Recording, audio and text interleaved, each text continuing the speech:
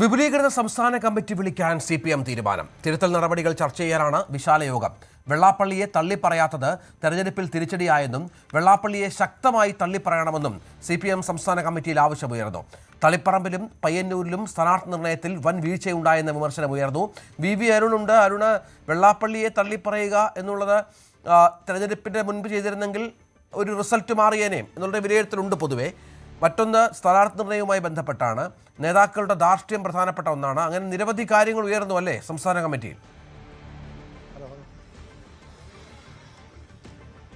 ഏറ്റവും പ്രധാനപ്പെട്ട കാര്യം തെറ്റുതിരുത്തൽ നടപടികളിലേക്ക് CPM കടക്കുകയാണ്. അതിന് നേരത്തെ പ്ലീനം ചെയ്യണമെന്ന അഭിപ്രായം പൊളിറ്റ് ബ്യൂറോ യോഗം ചേർന്നപ്പോഴും സംസ്ഥാന സമിതിയിലുമൊക്കെ ഉയർന്നു വന്നു. പക്ഷേ പാർട്ടി പ്ലീനമല്ല ചേർന്നത്, പകരം വിപുലീകൃത സംസ്ഥാന കമ്മിറ്റി ചേരാനാണ് CPMന്റെ സംസ്ഥാന സമിതി യോഗം തീരുമാനിച്ചത്. ഓഗസ്റ്റിൽ തിരുവനന്തപുരത്ത് വിപുലീകൃത സംസ്ഥാന കമ്മിറ്റി ചേരും. ജില്ലാ സെക്രട്ടേറിയറ്റ് അംഗങ്ങൾ വരെയുള്ളവർ ഈ കമ്മിറ്റിയിൽ പങ്കെടുക്കും. വിപുലീകൃത സംസ്ഥാന കമ്മിറ്റിയിൽ പങ്കെടുക്കും. എല്ലാ തലങ്ങളിലും തെറ്റുതിരുത്തൽ വേണമെന്ന ആവശ്യമാണ് CPMന്റെ സംസ്ഥാന സമിതി യോഗത്തിൽ ഉയർന്നു വന്നത്.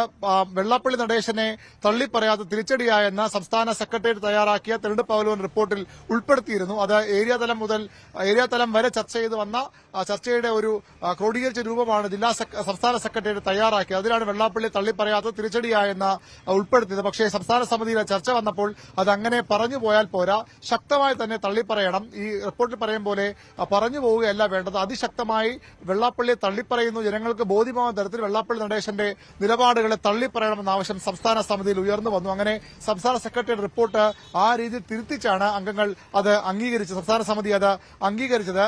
ശക്തമായ നിലപാട് വേണമെന്ന ആവശ്യം, വർഗീയ വിരുദ്ധ നിലപാട് CPM ശക്തമാക്കണം. വർഗീയതയോട് സ്വീകരിക്കുന്ന സമീപനം അഴകുഴമ്പൻ സമീപനമാകാൻ പാടില്ല. അഴകുഴമ്പൻ സമീപമല്ല വർഗീയതയോട് സ്വീകരിക്കേണ്ടത്. എല്ലാത്തരം വർഗീയതയും ശക്തമായി എതിർക്കണം. മുസ്ലിം ലീഗിന്റെ വർഗീയ സമീപനം തുറന്നു കാട്ടാനും തീരുമാനമുണ്ട്.